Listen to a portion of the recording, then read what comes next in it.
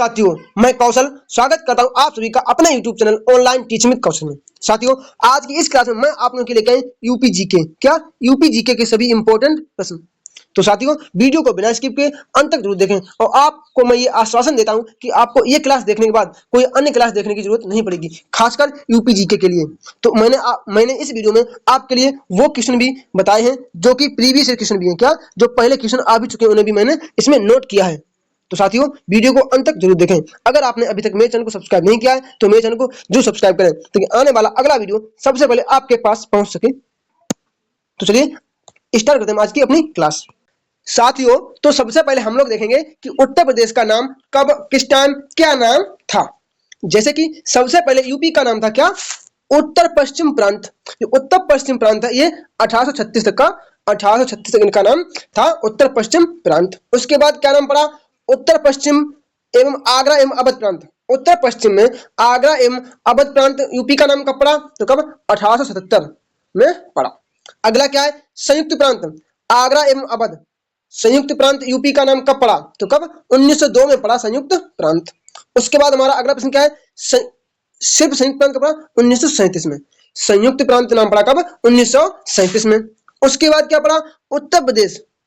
Uttar Pradesh UP का नाम उत्तर प्रदेश कब पड़ा? तो कब पड़ा?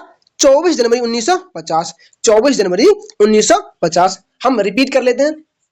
यूपी का नाम उत्तर पश्चिम प्रांत कब पड़ा? तो 1836 में पड़ा। उत्तर प्रदेश का नाम उत्तर पश्चिम प्रांत अवध एवं आगरा कब पड़ा? तो कब पड़ा? 1877 में पड़ा। उसके बाद क्या है हमारा? संयुक्त प्रांत जब आगरा और अवध दोनों थे, जब आगरा और अवध दोनों थे तो कब पड़ा? ये पड़ा 1902 में। उसके बाद जो संयुक्त प्रांत पड़ा वह कब पड़ा? तो 1937 में पड़ा। उसके बाद यूपी का जो नाम उत्तर प्रदेश कब पड़ा? तो कब पड़ा? 24 जनवरी 1950 को यूपी का नाम उत्तर प्रदेश नाम दिया गया। उस समय जब 24 जनवरी 1950 को यूपी का नाम उत्तर प्रदेश किया गया, उस समय इसके पहले राज्यपाल कौन थे? मतलब उसी समय कौन थे? एच.सी. मोदी। एच.सी. मोदी उस समय राज्यपाल थे। तो ये क्वेश्चन याद रखना है कि उत्तर प्रदेश का नाम जब उत्तर प्रदेश गढ़ा गया था उस समय उसके राज्यपाल कौन थे? तो कौन बताओगे आप लोग? एच.सी. मोदी बताओ। क्या? एच.सी. मोदी बताओगे। अब आगे हमारा क्या है? जैसे कि अगर आपसे ये पूछा जाए कि उत्तर प्रदेश में विधानसभा का गठन कब हुआ, यूपी में विधानसभा का गठन कब हुआ, तो आप लोग बताओ क्या? 1937। सन 1937 में यूपी में पहली बार विधानसभा का गठन किया गया। तो अब हम लोग इसके बाद देखेंगे अपने जितने भी यूपी से संबंधित प्रश्न है वो सभी देख लेंगे। जैसे कि क्या है उत्तर प्रदेश जीके में हमारा? उत्तर प्रदेश का गठन कब हुआ? तो 24 जनवरी 1950 को हुआ। यूपी में कुल जिले कितने हैं? तो कितने हैं? 75 जिले हैं। और यूपी में कुल मंडल कितने हैं? तो कितने? 18 मंडल हैं। कितने? कुल 18 मंडल हैं। अगर आपसे ये पूछा जाए कि यूपी में कुल नगर निगम कितने हैं? तो कितने? 17 नगर निगम हो जाएंगे। नगर पालिका कितनी है? 200 नगर पालिका है। नगर पंचायत कितनी है? 545 नगर पंचायतें हैं। 546 भी हो सकती हैं, तो आप 545 या 546 भी मान सकते हैं। अब हम इतना दोबारा रिपीट कर लेते हैं। जैसे कि यूपी का गठन कब हुआ? तो कब हुआ? 24 जनवरी 1950। 24 जनवरी 1950 को यूपी का गठन हुआ। यूपी में कुल जिले कितने हैं? तो कितने? 75 जिले हैं। यूपी में कुल मंडल कितने हैं? तो यूपी में मंडल कितने? 18 मंडल हैं। ठीक है। और यूपी में कुल नगर निगम कितने हैं? तो मंडल में से एक कम कर दो तो नगर निगम हो जाएंगे। क्या? 17 नगर निगम है। उसके बाद अगर आपसे ये पूछा जाए कि यूपी में नगर पालिका कितनी है? कितनी? 200 नगर पालिका हैं। यूपी में अभी तक 200 नगर पालिकाओं का स्थापना की गई। उसके बाद क्या है? यूपी में नगर पंचायतें कितनी है? नगर पंचायतें तो कितनी है? 545 नगर पंचायतें हैं। तो साथियों, मेरे हिसाब से आपको इतना याद हो गया होगा। तो हम लोग आगे चलते हैं कि आगे हमें क्या क्या समझना है। जैसे कि यूपी में कुल गांव कितने हैं? अगर आपसे ये प्रश्न पूछा जाए कि यूपी में कुल गांवों की संख्या कितनी है, तो आप लोग कितने बताओगे? 106,774। देखो, आप इसे ऐसे याद रखो, वैसे याद नहीं कर पाओगे, ऐसे याद रखो 106,774। 106,774। तहसीलें कितनी हैं? तो 351 तहसीलें हैं। कितनी? 351 तहसीलें हैं। ब्लॉक कितने हैं? तो 825 ब्लॉक हैं।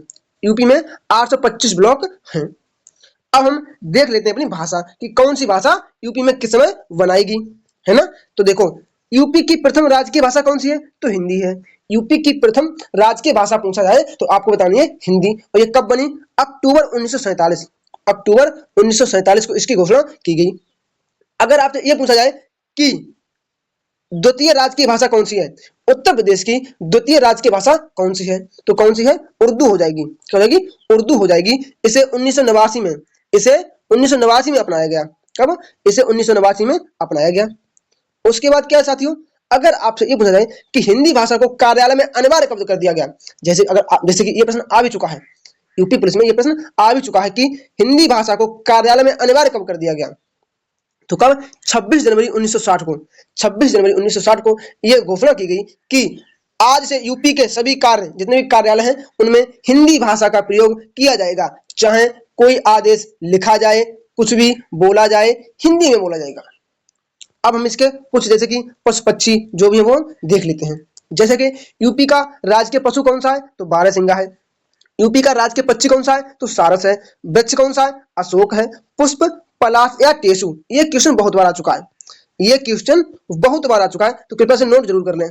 उसके बाद क्या है?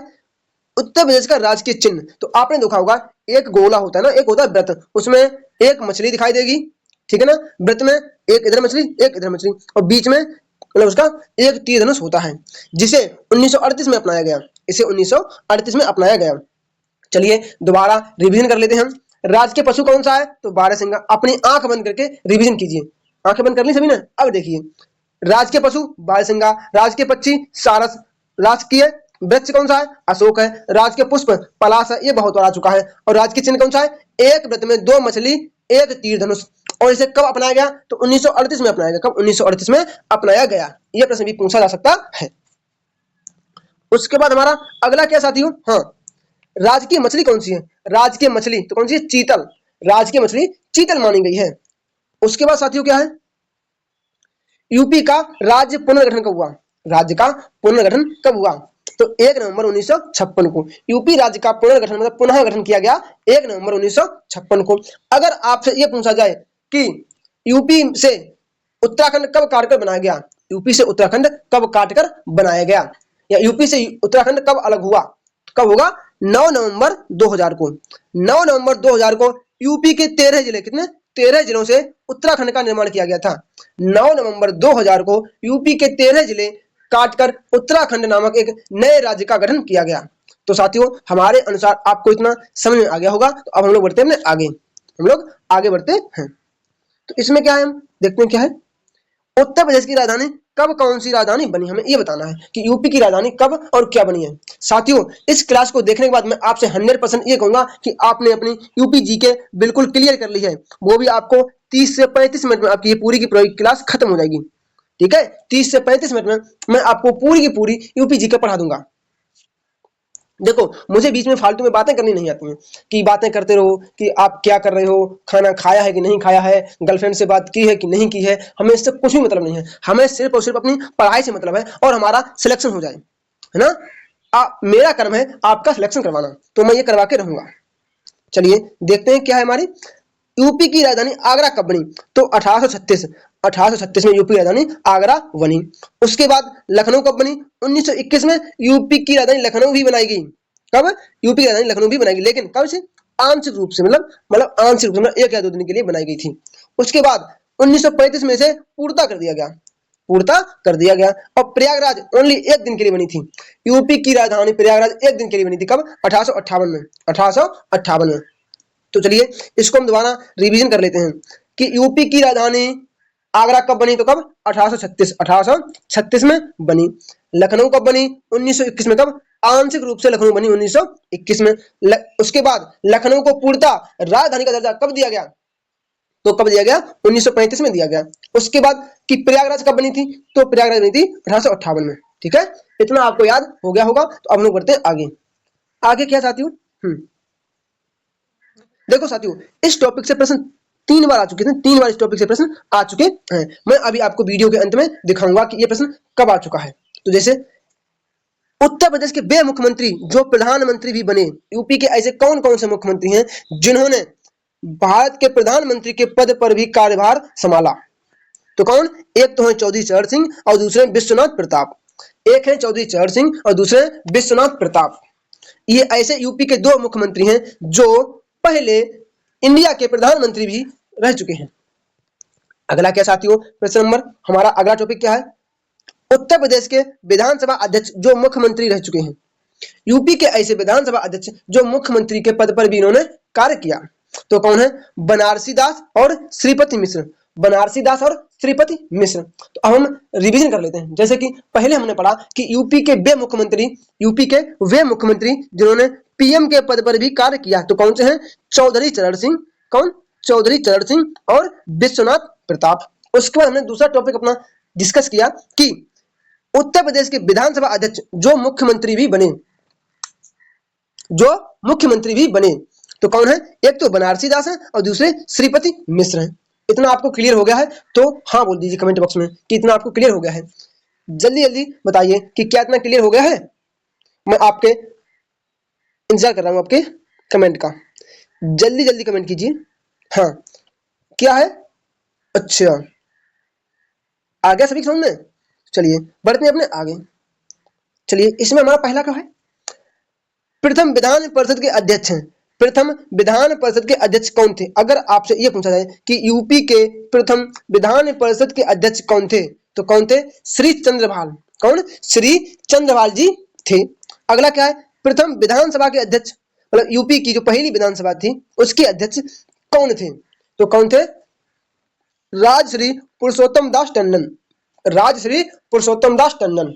तो देखो, हम दोबारा फिर देख लेते हैं कि यूपी के वे मुख्यमंत्री जो पीएम के पद पर भी रहे, तो कौन है? चौधरी चरण सिंह और कौन है? विश्वनाथ प्रताप। यूपी के ऐसे लोकसभा अध्यक्ष जो मुख्यमंत्री बने, तो कौन है? बनारसी दास और श्रीपति मिश्र। और यूपी की विधान परिषद के पहले अध्यक्ष कौन है? श्री चंद्रभाल। और विधानसभा के पहले अध्यक्ष राजश्री पुरुषोत्तम दास टंडन। अब इसके बाद हम लोग अपने नए टॉपिक की तरफ चलते हैं। जैसे कि क्या है? राज्य में प्रथम कौन किस पद पर रहा? राज्य में प्रथम कौन किस पद पर रहा? शायद आपको हमारी राइटिंग समझ में नहीं आ रही होगी, तो साथियों मेरी राइटिंग बहुत खराब है तो मैं ऐसा ही लिख पाता हूं, तो प्लीज कोऑपरेट जरूर करें। जैसे कि हमारा पहला क्या है? यूपी के पहले सीएम कौन है? तो पंडित गोविंद वल्लभ पंत। कौन है? पंडित गोविंद वल्लभ पंत। चलिए, प्रथम उप मुख्यमंत्री कौन है? प्रथम उप मुख्यमंत्री कौन थे? तो कौन थे? चौधरी नारायण सिंह। कौन थे? चौधरी नारायण सिंह। प्रथम महिला मुख्यमंत्री कौन थी? सुचेता कृपलानी। कौन थी? सुचेता कृपलानी। प्रथम महिला राज्यपाल कौन है? सरोजिनी नायडू। कौन है? सरोजिनी नायडू। उत्तर प्रदेश इलाहाबाद हाई कोर्ट के प्रथम न्यायाधीश कौन थे? तो कौन थे? ये कौन थे? ये थे न्यायमूर्ति श्री वाल्टर थे। तो देखिए क्या है, हमारे पहले सीएम कौन है? गोविंद वल्लभ पंत। पहले मुख्यमंत्री कौन है? पहले उप मुख्यमंत्री कौन है? चौधरी नारायण सिंह। पहली महिला मुख्यमंत्री कौन है? सुचेता कृपलानी। पहली महिला राज्यपाल कौन है? सरोजिनी नायडू। हाई कोर्ट की पहले न्यायाधीश कौन है? न्यायमूर्ति श्री वाल्टर। जज की संख्या के आधार पर सबसे बड़ा हाई कोर्ट है। ठीक है, अगला क्या साथियों, हम देखते हैं अपने प्रश्न कुछ आगे। उत्तर प्रदेश के प्रथम राष्ट्रपति शासन। यूपी में पहली बार राष्ट्रपति शासन कब लग चुका है? तो कब लगा है? 25 फरवरी 1968 से 26 फरवरी 1969 तक लगा है। 25 फरवरी से 1968 से 26 फरवरी 1969 तक लगा है, तो इतना हमें याद रखना है। उसके बाद क्या है? यूपी में सर्वाधिक बार 10 बार लग चुका है ना। यूपी में राष्ट्रपति शासन 10 बार लग चुका है। अगर आपसे ये पूछा है कि कुल कितने दिनों तक लगा, तो कितने? कुल 1700 दिनों तक। कितने? 1700 दिनों तक लगा है। उसके बाद आपसे ये पूछा जाए कि सर्वाधिक समय तक राष्ट्रपति शासन कहां लगा, तो कहां लगा? पंजाब में लगा। अगर आपसे ये पूछा जाए कि सबसे अधिक समय तक शासन कहां लगा, राष्ट्रपति शासन कहां लगा, तो कहां लगा? पंजाब में लगा, वो भी 3510 दिन के लिए। 3510 दिन के लिए लगा। अगला क्या साथियों, हम कुछ विधानमंडल के बारे में जानकारी लेते हैं। क्या विधानमंडल के बारे में जानकारी लिख लेते हैं। जैसे कि विधानमंडल, विधानसभा का गठन कब हुआ? तो 1937 में विधानसभा का गठन हुआ। लोकसभा सीटें कितनी हैं? तो 80 लोकसभा सीटें हैं। राज्यसभा सीटें कितनी हैं? तो 31 राज्यसभा सीटें हैं।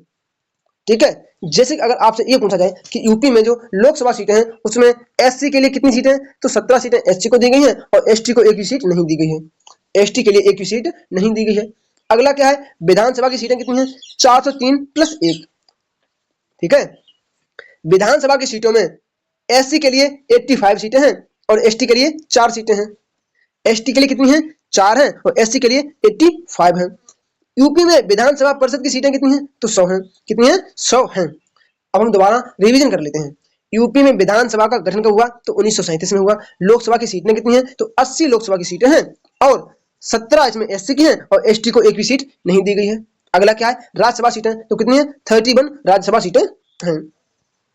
उसके बाद क्या है? विधानसभा सीटें कितनी है? तो 403 प्लस एक ये विधानसभा की सीटें हैं। उसके बाद राज्यसभा की सीटें कितनी है? तो राज्यसभा में सॉरी विधानसभा में सीटें कितनी हैं? विधानसभा में एससी को 85 सीटें दी गई। कितनी? 85 सीटें एससी को दी गई हैं और 4 सीटें किसे दी गई हैं? एसटी को दी गई हैं। और यूपी की विधान परिषद में कितनी सीटें? तो कितनी? 100 सीटें यूपी की विधान परिषद में। इसके बाद हमारा अगला क्या है? अगले हम देखते हैं क्या है? सर्वाधिक विधानसभा सीटों वाला जिला कौन सा है? अगर ऐसा जिला आपसे पूछा जाए कि जिसमें सर्वाधिक क्या विधानसभा की सीटें हों, तो वह कौन सा है? प्रयागराज है। क्या है? प्रयागराज है। इसमें 12 सीटें हैं। सॉरी कितने? इसमें 11 सीटें। इसमें 11 सीटें हैं। 12 ना होकर इसमें 11 सीटें हैं। सबसे कम विधानसभा सीट वाला जिला कौन सा है? अगर आपसे ये पूछा जाए कि यूपी का सबसे कम विधानसभा सीटों वाला जिला कौन सा है, तो कौन सा है? श्रावस्ती और महोबा है। इनमें 2-2 सीटें, इनमें 2-2 सीटें हैं। ठीक है। अगला क्या है? उत्तर प्रदेश का पहला केंद्रीय कारागार, यूपी का पहला केंद्रीय सॉरी उत्तर प्रदेश का पहला केंद्रीय कारागार कौन सा है? तो कौन सा? बरेली है। कौन सा है? बरेली है। मतदाताओं के आधार पर कौन सा है? तो गाजियाबाद है। सबसे अधिक मतदाता गाजियाबाद में है। तो अब हम देखते हैं सर्वाधिक विधानसभा सीट वाला जिला कौन सा है? तो प्रयागराज है। कितनी सीटें? 11 सीटें हैं। सबसे कम विधानसभा सीट वाला राज्य कौन सा है? तो कौन सा है? श्रावस्ती और महोबा। इनमें 2-2 सीटें प्रदान की गई हैं। उसके बाद प्रदेश का पहला केंद्रीय कारागार कौन सा है? तो बरेली है। मतदाताओं के आधार पर पहला मतदाताओं के आधार पर सर्वाधिक मतदाता किस जिले में है? तो किसमें? गाजियाबाद में है। चलिए अब बढ़ते हैं आगे। ठीक है, आगे कुछ सीख लेते हैं। जैसे कि उत्तर प्रदेश की जलवायु, यूपी की जलवायु के बारे में हम जान लेते हैं, क्योंकि इससे ही बहुत इंपॉर्टेंट प्रश्न आते हैं। इससे ही बहुत इंपॉर्टेंट प्रश्न आते हैं। जैसे कि यूपी की जलवायु पूछी जाए तो कैसी है? उष्णकटिबंधीय या उपोष्णकटिबंधीय जलवायु। यूपी की जो जलवायु है वह उष्णकटिबंधीय या उपोष्णकटिबंधीय जलवायु है। पूर्व से पश्चिम जाने पर यूपी में हमेशा वर्षा कम होती है। जैसे कि ये पूर्व से हम पश्चिम में आते हैं, ऐसे आते हैं इस टाइप से, तो वर्षा कम होती जाती है। क्योंकि यूपी में वर्षा होती है वह बंगाल की खाड़ी से होती है।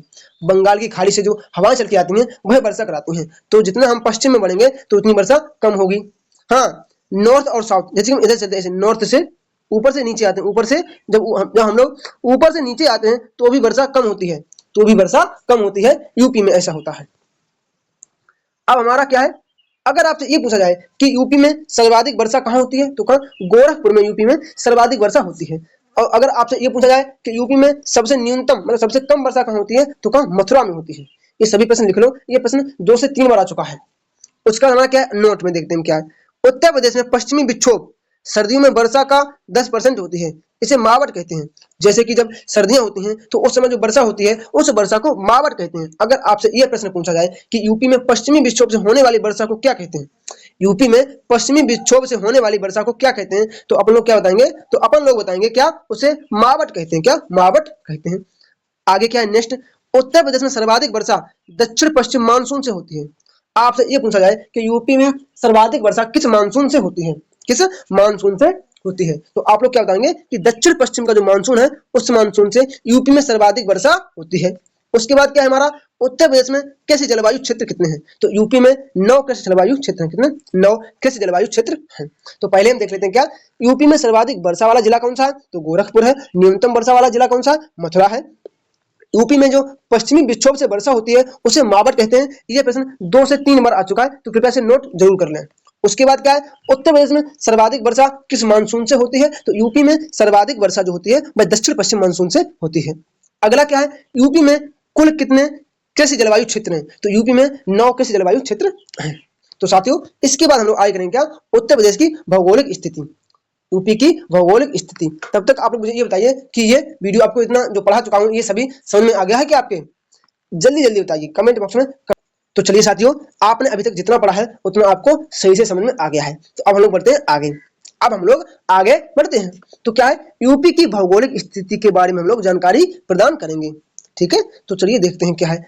उत्तर प्रदेश का क्षेत्रफल कितना? सॉरी, यहाँ पे ये इंडिया का क्षेत्रफल है।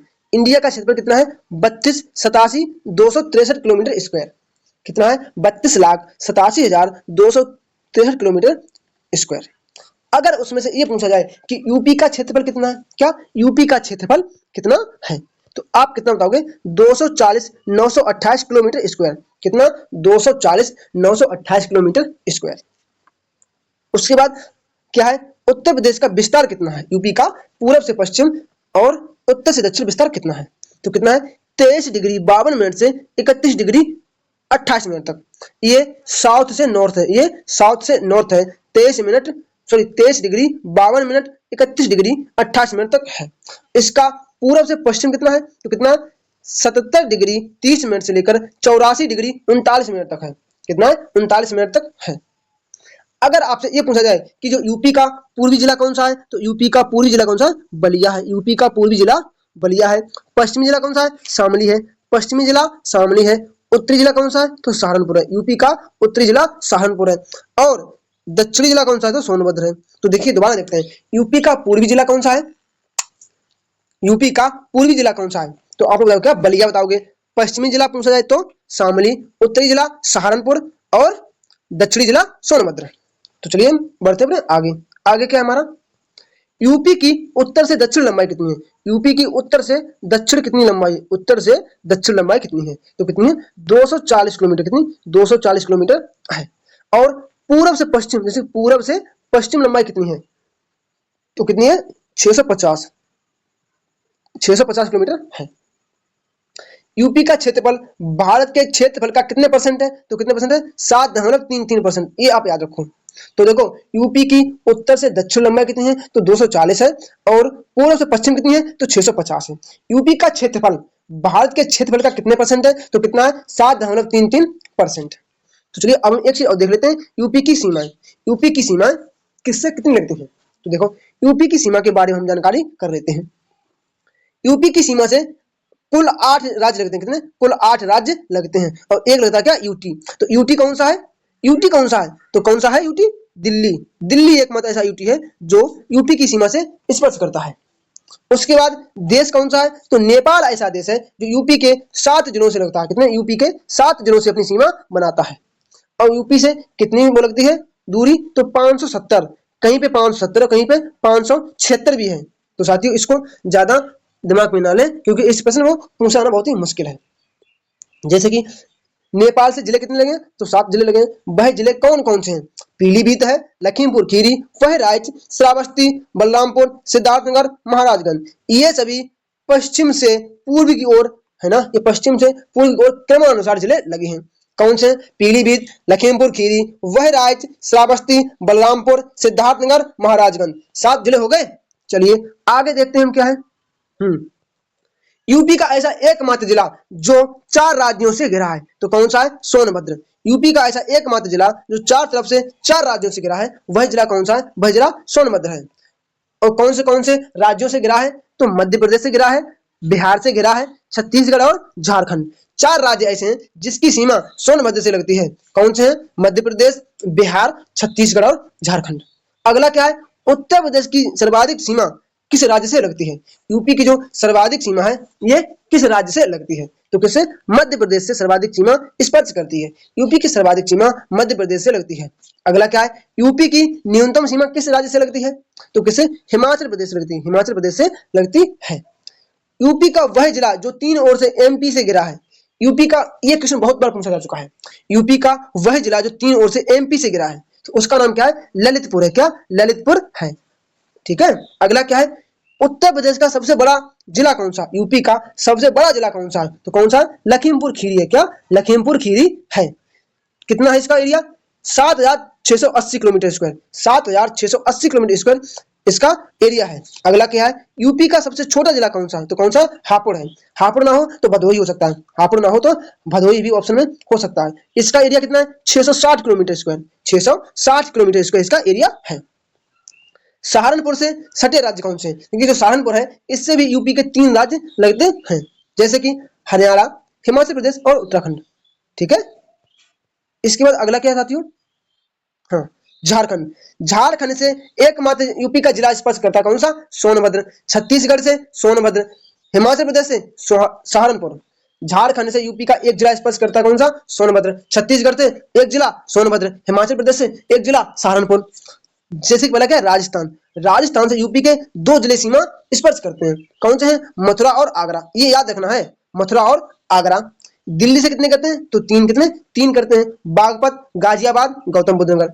बागपत, गाजियाबाद, गौतम बुद्ध नगर। अगला क्या है? हरियाणा। हरियाणा से कितने जिले सीमा करते हैं? कितने? सहारनपुर, शामली, बागपत, गौतम बुद्ध नगर, अलीगढ़ और मथुरा। कितने हो गए? 1 2 3 4 5 6। कितने? 6 जिले हो गए। कौन से हैं? सहारनपुर, शामली, बागपत, गौतम बुद्ध नगर, अलीगढ़, मथुरा। उसका क्या है?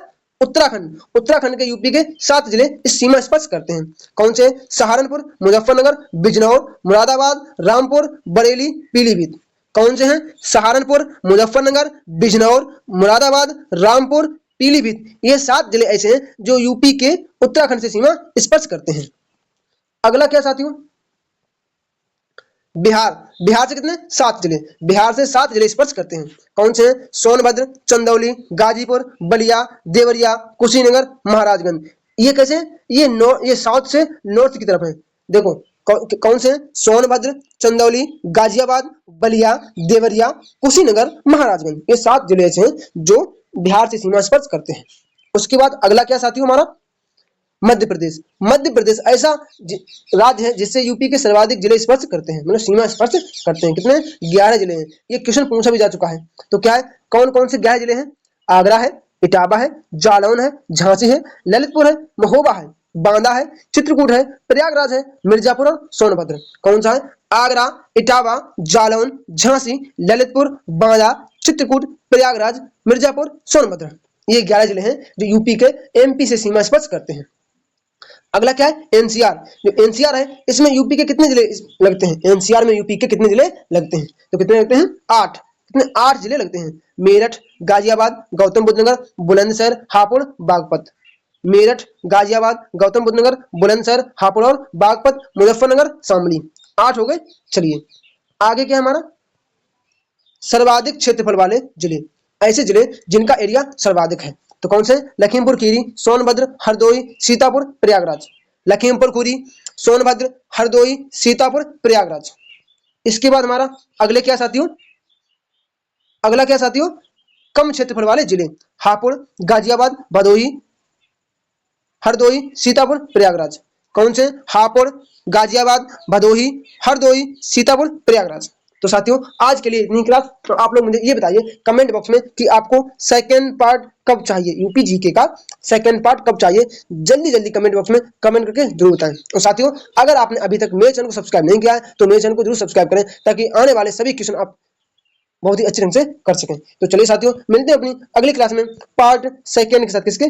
पार्ट सेकंड के साथ। तो तब तक के लिए जय श्री राम, राधे राधे।